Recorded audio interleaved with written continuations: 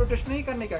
ना बेटा, सीधा जेल में ठोक देंगे। फाइल्स में ट्रंप के एमएमएस आते हैं जो कि वो रेप करता था छोटे बच्चों का एप्स्टाइन आइलैंड पर। किसी को भी चुनो, लेकिन मैंने तीनों के तीनों को फंड किया है। आप जिसको भी वोट करोगे वो मेरे कंट्रोल में है। लग गया ना थोड़ा सा शौक? अब आपको मैं रियलिटी बताता हूँ। अमेरिका इसराइल को क्यों सपोर्ट करता है? इसकी दो एक्सप्लेनेशन दी जाती है मेनली। सबसे पहली तो ये कि अमेरिका इसराइल के थ्रू मिडिल ईस्ट पर कंट्रोल करना चाहता है, ताकि मिडिल ईस्ट में जो भी प्रॉब्लम हो अमेरिका को, इसराइल उसे उसमें सपोर्ट करे। क्योंकि मिडिल ईस्ट की जो सभी कंट्रीज हैं उनका रिलीजन है इस्लाम, जो कि एंटायरली डिफरेंट है वेस्ट के कल्चर से।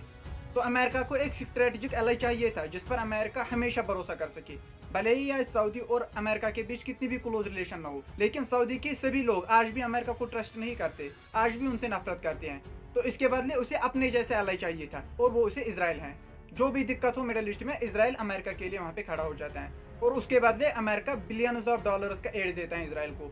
जितने भी वेपन्स चाहिए वो सब अमेरिका इसे दे देता है। ये बात किसी हद तक सच तो है, but this is not enough. एक और रीजन है कि अमेरिका क्यों सपोर्ट करता है। देखिए, वेटर कॉलेज की इस रिसर्च को देखिए, जिसमें बताया जा रहा है कि 30 से 35% अमेरिकन सपोर्ट करते हैं इसराइल को बिकॉज ऑफ देयर रिलीजन, क्योंकि उनका मानना है कि इसराइल एक प्रॉमिस्ड लैंड है। तो इसकी बशारत पहले ही हमारी रिलीजियस बुक बाइबल में दे दी गई थी कि इसराइल बनने वाला है। इसलिए इस रिलीजियस काज की वजह से अमेरिका के लोग इसराइल को सपोर्ट करते हैं, क्योंकि उनके रिलीजन में लिखा है, बाइबल में ऐसा लिखा है कि ये प्रॉमिस्ड लैंड है, ये बनना चाहिए। तो इस वजह से अमेरिका के लोगों ने एक रिलीजियस ऑर्गेनाइजेशन बनाई है इन यहूदियों को, इसराइलीज को सपोर्ट करने के लिए, सेफ गार्ड करने के लिए। इनडायरेक्टली बाइबल में जो प्रॉमिस किया गया है उसी प्रॉमिस को सेफ गार्ड करने के लिए अमेरिका के लोगों ने अपनी एक ऑर्गेनाइजेशन बनाई है जिसका नाम है कूफी, क्रिश्चियंस यूनाइटेड फॉर इसराइल। और पूरी दुनिया में ऑलमोस्ट 10 मिलियन मेंबर्स हैं इस कूफी के। अमेरिका के बड़े बड़े बिजनेसमैन, पॉलिटिशियंस इस कूफी को सपोर्ट करते हैं। अब कूफी का मकसद क्या है? इसराइल को सपोर्ट करना, क्योंकि Israel is a promised land. अब अपने आप को थोड़ा सा संभाल के रखे,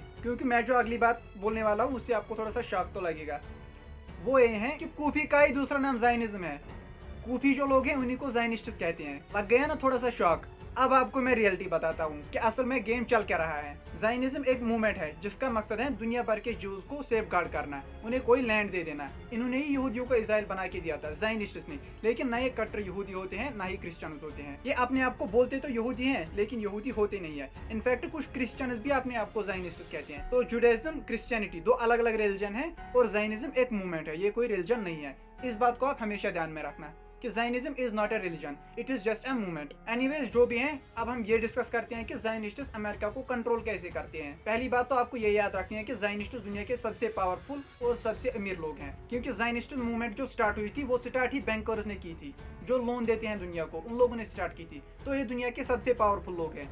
इन्हीं को कुछ लोग इल्यूमिनाटी भी कहते हैं, जो कि इनडायरेक्टली दुनिया को कंट्रोल करते हैं। यही लोग ज़ायनिस्ट्स हैं। अब ये दुनिया को कैसे कंट्रोल करते हैं वो मुझे नहीं पता है, क्योंकि that is still a conspiracy. लेकिन अमेरिका को कैसे कंट्रोल करते हैं, इसके बीच में जितने भी रिसर्च पेपर आते हैं, जितने भी मैगजीन्स आती हैं, मैं एक एक का रेफरेंस आपको यहीं पे बताता हूँ। देखिए, कंट्रोल तो तभी कर सकते हैं जब वहाँ की गवर्नमेंट उनके हाथ में है। अब गवर्नमेंट कैसे बनती है? गवर्नमेंट इस तरह से बनती है कि लोग वोट डालते हैं। अब लोग वोट किसको डालते हैं? आप खुद दिमाग में इसे इमेजिन करो, अपने आप को अमेरिका के एक सिटीजन सोचो, फिर मैं आपको बताता हूँ कि किस तरह से कंट्रोल किया जाता है।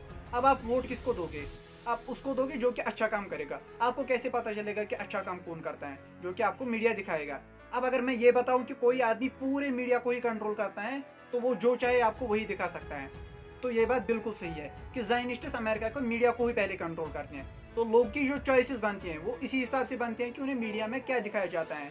तो जब मीडिया को ही इन लोगों ने कंट्रोल किया, तो फिर लोग उसी को वोट डालेंगे जिसको ये चाहते हैं। अब मैं आपको प्रूफ देता हूँ कि किस तरह से ये अमेरिका के मीडिया को कंट्रोल करते हैं। अमेरिका के music, entertainment, news, movie industry, सबको यही लोग कंट्रोल करते हैं। कैसे? अब मैं एक एक प्रूफ आपको देता हूँ। मैं आपको सिर्फ उन प्लेटफॉर्म्स का नाम बताता हूँ जो कि आपने सुने होंगे, क्योंकि वैसे तो ये सभी को कंट्रोल करते हैं। मैं आपको सिर्फ उनका नाम बताता हूँ जिनको आप जानते होंगे। पहला है Robert Iger, CEO of Disney, और इसके शेयर्स हैं नेशनल ज्योग्राफी और ABC न्यूज में।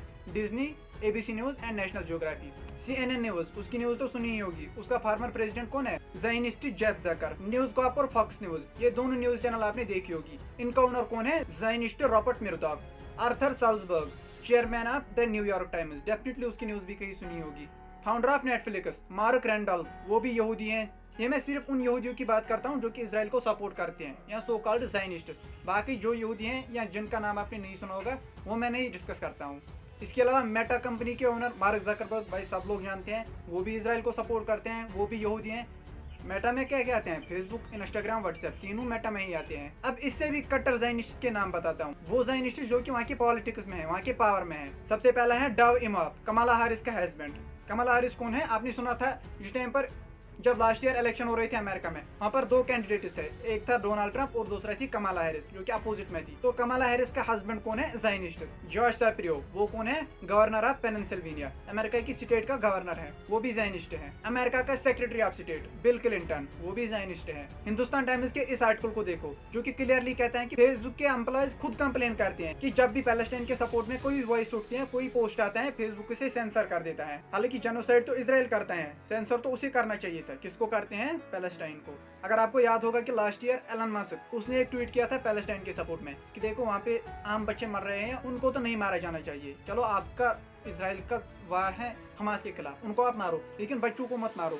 उसी के ऊपर इतना ज्यादा प्रोटेस्ट हुआ अमेरिका में कि एलन मस्क साहब खुद डर गए और अगले ही वीक को इजराइल गए विजिट के लिए और इजरायली प्रेसिडेंट से मिले। वहां पर उसने अपॉलजी की, क्या की, I don't know about that, लेकिन ये बात डेफिनेटली है कि उसने उसी टाइम पर ट्वीट डिलीट किया और वहां गया इजराइल उसे अपॉलजी करने के लिए। माइक्रोसॉफ्ट तो क्लियरली इजराइल को सपोर्ट करता है जेनोसाइड में। माइक्रोसॉफ्ट अपनी एआई की टेक्नोलॉजी प्रोवाइड करता है इजराइल को। हालांकि बिल गेट्स से ये क्वेश्चन पूछा भी था एक एम्प्लॉय ने कि आप क्यों हेल्प करते हो इजराइल को ये जेनोसाइड करने में? आपको शर्म नहीं आती है? मासूम बच्चों को मारा जाता है और आप उसे हेल्प करते हो।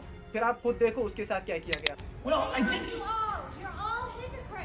I'm a Microsoft worker, and I do not consent to 50,000 Palestinians in Gaza have been murdered with Microsoft technology. How dare you? Shame on all of you for celebrating on their blood. High five with Israel. ये कुछ लोग थे जो कि directly इस time पर power में है। मे बी मैंने कहीं पे गलत प्रोनाउंस किया होगा, I am sorry for that, लेकिन नाम यही है, स्पेलिंग यही है, फोटोज यही है जो मैंने आपको प्रोवाइड किए हैं। अब आगे चलते हैं। पहला, लोग किसको वोट करते हैं? जिसको वो देखते हैं। तो अब मैंने आपको समझाया कि किसको दिखाया जाता है और कौन उनको दिखाता है। अब आइए दूसरे स्टेप पर। अब सोचो इलेक्शन हो रहा है, इलेक्शन में आपके सामने 3 मेंबर्स हैं।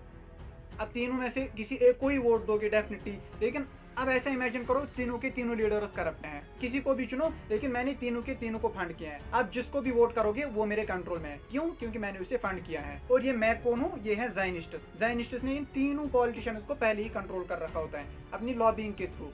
अब ये मैं कोई हवा में बात नहीं करता हूँ, मैं आपको एक्चुअल रिपोर्ट बताता हूँ जो कि यूएस में छपते हैं। इजराइल की एक लॉबी है। लॉबी का मतलब होता है कि वो लोग जो फंड करते हैं किसी गवर्नमेंट को, ताकि अगर वो गवर्नमेंट पे पावर में आए फिर वो उन लोगों के फेवर में काम करते हैं। उस लॉबी का नाम है ज़ायनिस्ट लॉबी है, उसका नाम है एपैक। ये एपैक उन्हीं पॉलिटिशियंस को फंड करते हैं जो कि पहले ही प्रॉमिस करते हैं कि अगर हम पावर में आ गए हम इजराइल को सपोर्ट करेंगे, ब्लाइंडली सपोर्ट करेंगे।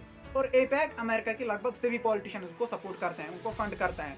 और एपैक की सक्सेस रेशियो है 98%। मींस अगर एपैक 100 लोगों को फंड करता है उनमें से 98 लोग सक्सेसफुल हो जाते हैं। इतना पावर है, इतना इन्फ्लुएंस है एपैक के पास। इन अदर वर्ड्स, जो भी कोई इंसान एपैक की सुप्रीमेसी को एक्सेप्ट करता है, डेफिनेटली 98% चांसेस है कि वो पावर में आएगा, वो इलेक्शन जीतेगा, डेफिनेटली जीतेगा। लास्ट ईयर के इलेक्शन में देखो $78 मिलियन एपैक ने फंड किए हैं यूएसए के इलेक्शन में अपने पावर को बनाने के लिए। तो ऐसे समझो यूएसए के जो प्रेसिडेंट हैं, सेनेट में जितनी भी लोग हैं, वो सब एपैक की कठपुतलियां होती हैं बस। इसके अलावा कोई पावर नहीं होता है उनके पास, क्योंकि चूज भी इन्हीं लोग ने किया होता है। और एपैक के खिलाफ कोई जरा सी भी बात कही ना तो अगले इलेक्शन में ही हटा देंगे। और इलेक्शन तो 5 साल बाद होते हैं, उतने टाइम तक वो वेट नहीं करते। अचानक से कोई ऐसा डेफेमेशन के केस सामने लाएंगे, ऑन गोइंग प्रेसिडेंट को सीधा जेल में ठोक सकते हैं। कौन वेट करेगा 5 साल के बाद जब इसका टेन्योर खत्म होगा फिर हम एक और अपने पॉलिटिशियन को सामने आएंगे? नो, आप पावर में हो तो हो। इसी टाइम पर आप पर ऐसी ऐसी एलिगेशन लगाएंगे कि आपको विद इन डेज जेल में जाना पड़ेगा, इसलिए झुक के रहना पड़ेगा इनके सामने। अब कुछ ऐसी भी बातें हैं जो मैं इस वीडियो में शेयर नहीं कर सकता, क्योंकि अगर मैंने उनको छेड़ा या तो वो पार्ट सेंसर हो जाएगा या तो यूट्यूब इस वीडियो को ही उड़ा देगा। अब मैं एक सिंपल सी हिंट देता हूँ, आप यही देखना कि एलन मस्क ने एक ट्वीट किया था जिसमें उसने लिखा था जब एलन मस्क और डोनाल्ड ट्रंप के बीच में वो ब्रेकअप होता, उस टाइम पर उसने बोला था कि मैंने देखा है जब वो एप्स्टाइन फाइल्स को, उनमें से ट्रंप का नाम भी आता है, इसीलिए उन्हें लीक नहीं किया जाता क्योंकि ट्रंप का नाम आता है। आप अब ये सर्च करना है इंटरनेट पर कि ये एप्स्टाइन फाइल्स क्या है और ट्रंप का इन एप्स्टाइन फाइल्स के साथ क्या नाता है। अगर आप चाहते हैं तो मैं इन फ्यूचर इस पर वीडियो बना भी सकता हूँ। उन फाइल्स में ट्रंप के एमएमएस आते हैं जो कि वो रेप करता था छोटे बच्चों का एप्स्टाइन आइलैंड पर।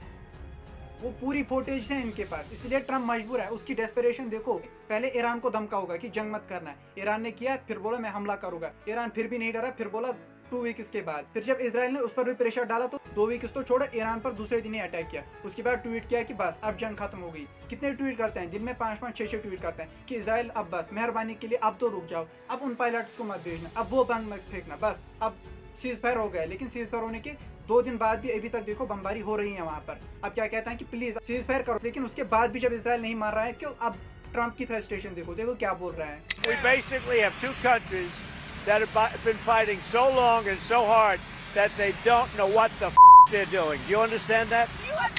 यूनाइटेड स्टेट्स ऑफ अमेरिका का प्रेसिडेंट है, ऐसी गाली गलौज करता है वो ऑन वीडियो। यहाँ पर आप देख सकते हो कि कितनी फ्रस्ट्रेशन है, कितना मजबूर है ये बंदा, क्योंकि इसराइल कुछ मान ही नहीं रहा है। इतना छोटा सा देश है, अमेरिका की किसी बात को नहीं मान रहा है, इनडायरेक्टली अमेरिका को ही धमकी दे रहा है, क्योंकि उन्हें पता है कि ये तो सब हमारे कंट्रोल में है। ज़ायनिस्ट्स है ना। एक और प्रूफ आप देखो इलेक्शन में जो बाइडेन के उन स्पीचेस को देखना है, जिनमें वो कहता है कि मैंने जो इसराइल के लिए किया ना इस टाइम पर, जब से इसराइल ने जंग किया है पैलेस्टाइन के ऊपर, जो कुछ मैंने किया है अमेरिका के किसी प्रेसिडेंट ने इतना नहीं किया था। लेकिन इसके बाद भी नेतन्याहू मान ही नहीं रहा है, वो उसको फिर भी लगता है कि मैं ही गलत हूँ, किसी और को ही सपोर्ट करता है। आप मुझे बताओ मैं इसके अलावा क्या कर सकता था इसराइल के लिए। यहाँ से आप डेस्परेशन देखो चाचा की। This is so called most powerful man on earth. United states of America का प्रेसिडेंट है, देखो कितना डेस्परेट है बंदा। अब किसके सामने डेस्परेट है?